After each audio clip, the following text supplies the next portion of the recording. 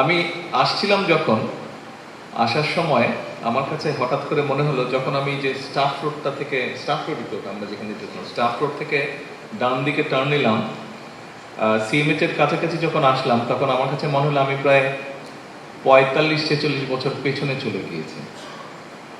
আমার সাথে গাড়িতে যারা ছিল, আমি ওদেরকে গল্পটা বলছিলাম যে যেমন সিএমএইচটা আমি যখন, তখন এটা আমি কথা বলছি আপনাদেরকে 75-76 সালের দিকের কথা, 77 সালের দিকের কথা।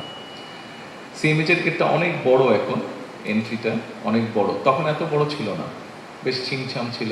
তা আমি জিজ্ঞেস করছিলাম, আমার সাথে এডিসি আছে, আমি সোহানোকে আমি জিজ্ঞেস করছিলাম যে আচ্ছা, সিএমএইচ এ ঢোকার পরে এটা 74-75 সালের দিকের ঘটনা, তখন ওখানে যে সব টেস্টগুলো করে, যে কি বলে তো ওটাকে, এফআইপিসি, প্যাথোলজি, প্যাথোলজিটা ছিল, ছোট একটা প্যাথোলজি ছিল তখন ওখানে, এবং ওটার সামনে ছোট একটা বাগানের মতন জায়গা ছিল, 2-3টা বেঞ্চ দেওয়া ছিল, সিমেন্টেড বেঞ্চ ছিল। তো ওগুলো এখনো আছে নাকি, খুব সম্ভবত ওগুলো বোধহয় নেই, এখন চেঞ্জ হয়ে গেছে।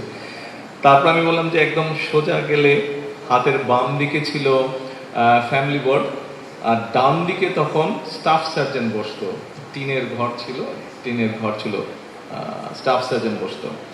তো আমার জ্বর টর হলে আমি তখন নিজেই গাড়িটা রাখতাম, গাড়ি আসলে আমি নিজে একাই চলে যেতাম স্টাফ সার্জন দিকে। খুব সময় স্টাফ সার্জন হিসেবে ছিলেন মেজর আনোয়ার নামে এক ভদ্রলোক ছিলেন স্টাফ সার্জন। তো তারপরে প্রায় প্রতিদিন বিকালবেলায় আমরা কয়েক বন্ধু ছিলাম, আমাদের বাসাতে ছিল শহীদমুল রোডে, ওখান থেকে সাইকেল নিয়ে বেরোতাম আমরা, 7-8টা সাইকেল চালাতে চালাতে আমরা এখানে আসতাম। সিগন্যালস যে মসজিদটা আছে, দেখলাম মসজিদটা এখন অনেক সুন্দর হয়ে গেছে, বাট মসজিদটা তখন একদম সাদা সাদা, পেইন্ট করা না, তখন চুন ছিল, এমএস এর একটা ফেমাস সাদা চুন ছিল, সেটাই সব জায়গায় লাগাতো। এখন করে কিনা আমি বলতে পারবো না। তো মূল বিষয়টা হচ্ছে যে এই এলাকাটা বহু পুরনো, আমরা যেখানে বসে আছি তখন এখানে শিয়াল, বাঁদর এগুলা ছিল, জঙ্গলের মতন ছিল এই জায়গা, কিছু ছিল না এগুলা। আপনারা অনেক সুন্দর একটা জায়গা দেখছেন এখন, এগুলা জায়গা তখন কিছুই ছিল না, রাস্তাটা অনেক সরু ছিল, রাস্তাটা এত বড়ও ছিল না। তো মূল বিষয়টা হচ্ছে, আমার কাছে মনে হচ্ছে আমি এমন একটা জায়গায় এসেছি যেই জায়গার সাথে আমার জীবনের বিরাট একটা অংশ জড়িয়ে আছে।